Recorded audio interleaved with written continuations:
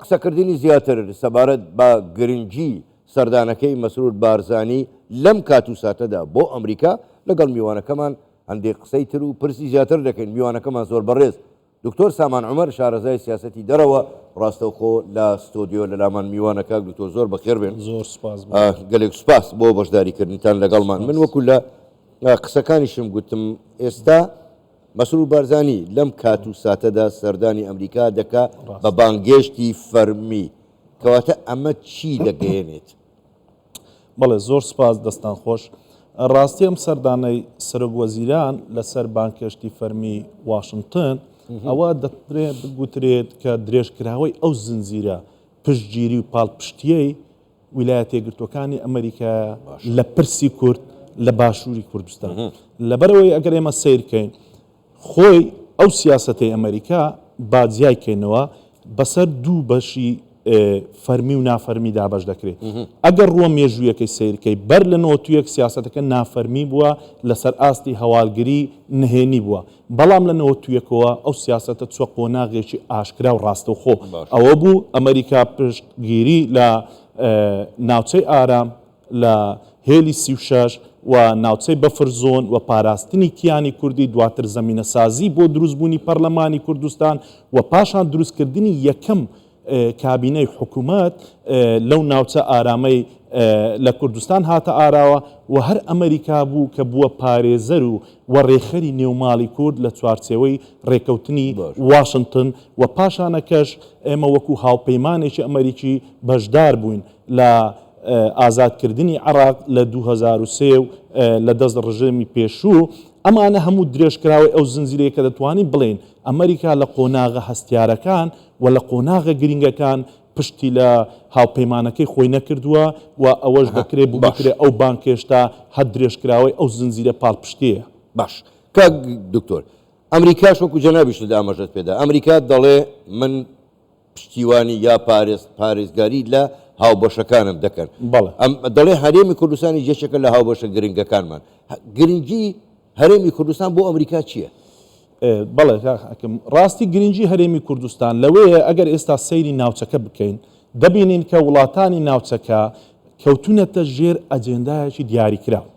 باشە وڵاتانی ئیقلیمی ئەگەر هاتوو سەیر بکەین لە سووریا، لە ئێران، لە عێراق، ئەوەی کە ماوە کوردەکانن کە دڵسۆزی ڕاستەقینان و هاوبەشێکی ڕاستەقینان لە ناوچەکە. بۆیە دەکرێت بگوترێ یانێ ئەمریکیەکان هەست بەو ینی قۆناغە مێژویە و هەست بەو حەزەی میلەتی کورد ئەوجە حکوومەتەکەشی دەکەن بۆ هاوپەیمانەتی لە ئەمریکا و مانەوەی ئەمریکا خۆشەویستیان بۆ ئەمریکا.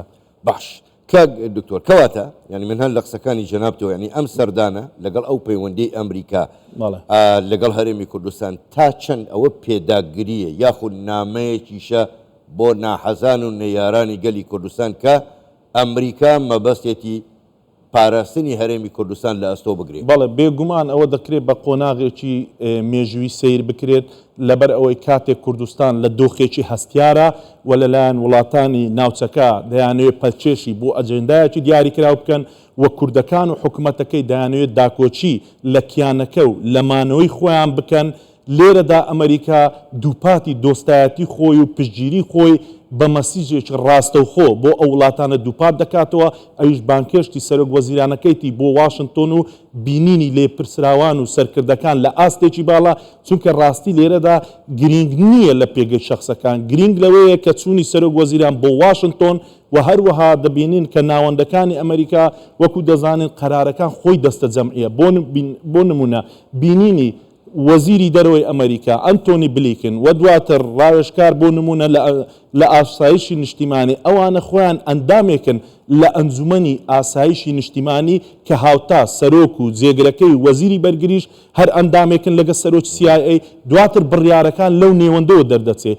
بۆیە بینینی ئەو فیگەرانە دەتوانین بڵێن ڕۆڵێکی گرنگی دەبێت و وەکاردانەوە و ڕنگدانەوەی دەبێت لەسەر گۆڕەپانی سیاسی لە ناوچەکە. زۆر باشە کاک دکتۆر، بۆ خۆ دەزانی مەسەلەی وزەش یەکێکە لە مەسەلە هەرە گرنگەکان وەکو لە هەواڵەکانیش داهاتبوو بەلای ئەمریکاشەوە بەلای هەموو جیهانیشەوە زۆر گرنگە.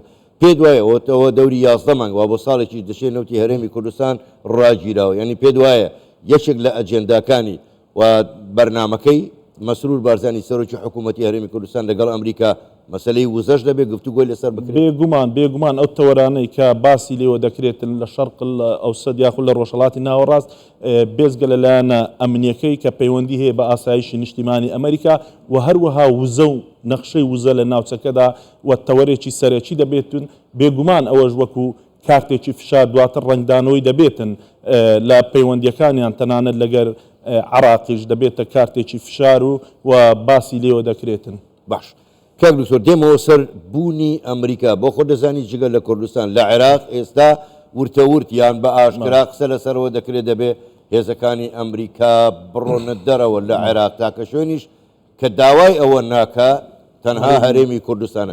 خوێندنەوەتان بۆ ئەمەیان چییە؟ ینی لەوێ پەیوەندەکانی ئەمریکا لەگەڵ هەرێمی کوردستان بە چ شێوازێک دەبێت نەک هەر ئێستا بۆ داهاتووش؟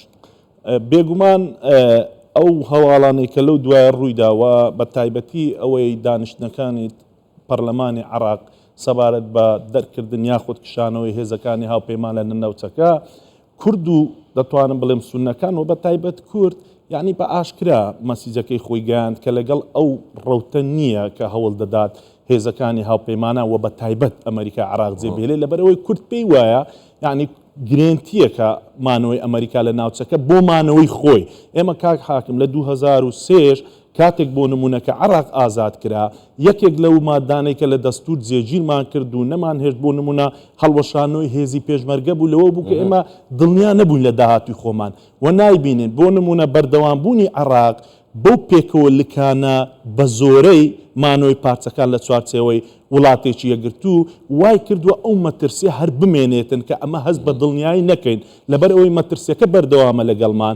بۆیە کوردەکان پێیان وایە مانەوەی ئەمریکا گرنگتیەکە بۆ پارێزگاری لەو کیانە و لەو ئەزمونەی کورد کە خۆی هەیەی لێرەدا پێویستە ئەوەش بگوترێ ئێمەش وەکو لایانی کوردی پێویستە ینی ئەو هاوپەیمانیەتەیە درێژە پێ بدەین و پارێزگاری لێ بکەین و تێبینیەکان و داواکاریەکانی ئەو وڵاتەش لەبەرچاو بگیرێتن لە لایانی کوردی بۆ ئەوەی و پێویستە هەموو هێزە سیاسەکانی کوردستانیش هەست بەو بەرپرسیارەتێ بکەن پێکەوە بۆ پارێزگاریکردن لەو ئەزمونە و هەمووشیان لەژێر ئەوەدا بن کە پەیامەکان پەیامێکی کوردستانی و پارێزگاری بی لە ئەزمونونەکەیان. زۆر باشە زۆر بەڕێز دکتۆر سامان عومەر شارەزای سیاسەتی دەرەوە گەلێک سوپاس بۆ بەشداریکردنتان لەگەڵمان. سوپاس بۆ ئێوە. کاتێکی خۆش.